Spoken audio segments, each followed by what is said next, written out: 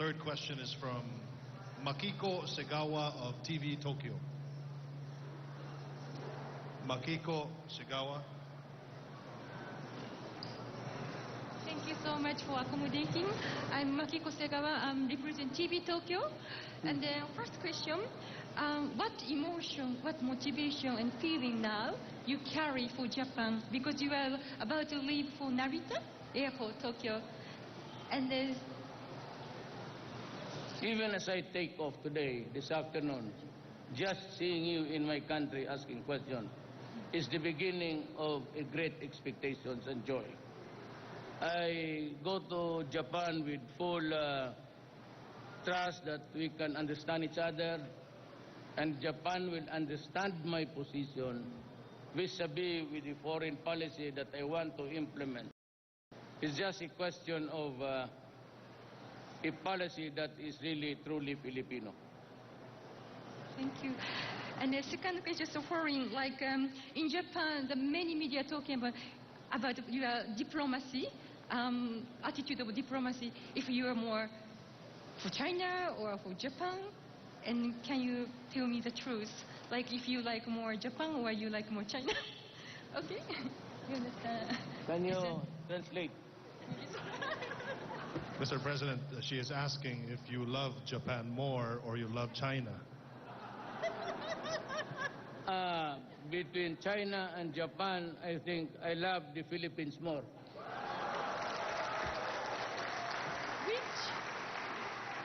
Which do you like? Do you like Jubilee or McDonald's? Jubilee or McDonald's? Frankly, I do not eat, really, truly, seldom, very often. But I stick to bibingka and maruya. Native dish. Thank you. Arigatou gozaimasu. Salamat po. Enjoy Japan. Thank you. The last person who will ask a question is Tuesday New of DZBB. Good morning, Mr. President. Tuesday Yes, New of DZBB. Sir, General De La Rosa stated yesterday that he submitted already to you the list of celebrity or narco-celebrities. And he said that mas marami raw po yung nakasulat sa listahan ninyo. Do you plan of announcing it, sir, to the public, katulad nung ginawa ninyo doon sa mga narco-generals and narco-politicians? Okay, I'll be frank with you, everybody. The final list submitted to me by the law enforcement agencies, ganon ho kakapal. Hindi ko malaman ngayon kung paano ko mahanapan ng solusyon. There are about 1,000 policemen involved in drugs. There are about almost 1,000 barangay captains already in the business of shabu. There are about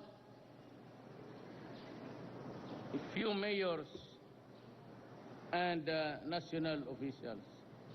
What I'm trying to say is I will call maybe for a consensus dito sa itaas, lahat ng mga senators, congressman, kasi napakabigat ko ng problema na ito, at kung ako lang sasabihin ko sa'yo, hindi ko kaya.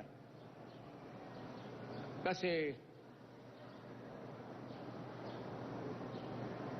hindi ko kaya. I mean, anong gawin ko dito? Patayin ko lahat? At medyo na naman 3,000. It's about almost a 10,000 network spread all throughout the Philippines. And with the election of the Lima to the Senate using money from drugs, the portals of the national government has been opened to narco-politics. May problema ho ang Pilipinas. Ito yung problema nakatago noon all these years. Until I became president at pinuga ko lahat, lumabas na. Alam ng militar yan, alam na ng pulis. Kaya sabi ko nga sa kanila minsan, ito, trabaho man ninyo yan, what do you propose to do? Isa-isahin mo yan, i-prosecute, impossible dream. We cannot pasundan mo araw-araw yan. But they are really validated. Some of them, judges, it has affected the entire gamot. Di ko sanay ako niyan. Kung sa Davao, maliit na but mismo ako, I must admit, hindi ko alam gaano kalawak, how widespread it is or was until I became the president of this country. Di ko sukat akalain na ganun kalalim by the hundreds of thousands. And 3 years ago, General Santiago said that there are 3 million drug addicts already. I did not consider my list because until now there are people surrendering. At by the end of this year, I would have breached the 4 million mark. Ang Indonesia, sabi ni President Widodo, they have 4 million. But remember that Indonesia is a big country. It's about 2 islands, big islands, and it has a population of 240 million. Ang akin, is maliit na island, 7,000 pieces of islands, and I have 110 rather, population, with a 4 million headache.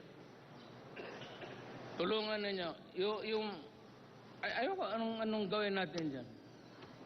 Ang pinakamabilis na mga rehab ang nagawa ang China. One is in Fort Magsaysay, it can house 10,000. Another Chinese foundation is building like another 20,000 in Mindanao. But for the million that would be needing treatment, else they go back to where they belong, and that is using and pushing shabu. The problem is,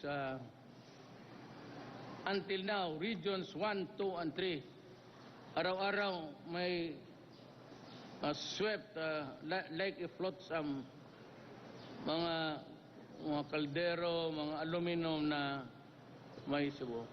Those were manufactured, niluluto in ships, in international waters. Then kung ready na sila, they just go by the side of our territorial limits at inuhulog nila. Ganon kabigat ang problema ng Pilipinas. 4 million will affect certainly this generation. Itong generation na to, yung anak ninyo, pati yung apo ninyo, may tama yan if you are not careful. And only if you are there to guard them every moment of their lives until they are responsible enough to know what is fundamentally wrong. For after all, shabu has infected even soldiers and doctors and lawyers. Ganon kabigat ang problema. And, I had a talk with, and I agreed to just shut up. Kebong, I don't know why, but I had a talk with Secretary Yasay, and here's a guy, his name is Russell. If we can just tone down our rhetorics. Good morning, Mr. President. Yes, ma'am. Posible po bang pag-uusapan ninyo sa inyong pagbisita sa Japan ang Visiting Forces Agreement with Japan? Again. Posible po bang pag-usapan nyo sa pagpunta nyo sa Japan yung pagbalangkas ng Visiting Forces Agreement with Japan? No, I don't think so. I do not believe that we have a full visiting forces agreement with Japan. To my mind, I may be wrong, but I have yet to come across an agreement or a piece of paper which says that we are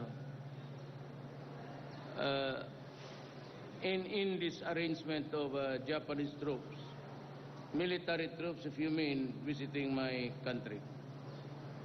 As a matter of fact, I said in our, it's Section 7, I forgot the article, the Constitution mandates that the government of the Republic of the Philippines shall pursue an independent foreign policy.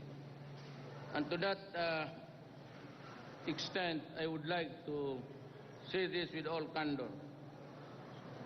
I look forward to the time when I no longer see any military troops or soldier in my country except the Filipino soldier.